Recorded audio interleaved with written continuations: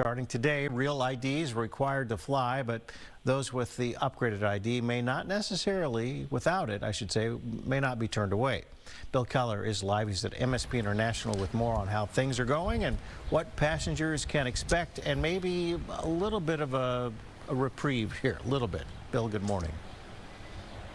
Good morning, Tom. Yeah, even though these new rules technically require anyone 18 and over to have a real ID starting today in order to board a domestic flight, it's unlikely anybody will be sent home. Now, the new requirements intended to improve airport security, they've been in the works for decades. Enforcing them, setting a deadline, that has also been years in the making, and many postponements as well. Now, just as these new rules are set to go into effect, Homeland Security is saying that passengers who show up without a real ID can still fly, but they say be prepared to go through some additional screenings.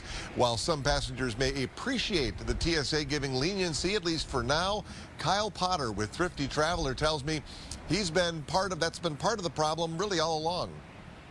There has been year after year after year of delay, of extension, and I think it just removed any sense of urgency for Americans that this was actually going to happen, that they needed to get a real ID. Yeah, and to see just what happens behind the scenes at TSA, Potter booked a flight this morning, and when he presented his standard driver's license at security, he was simply given a verbal warning and handed a red card explaining the new requirements. Here's what you need to know. Take a look at these examples of what the Minnesota Real ID looks like.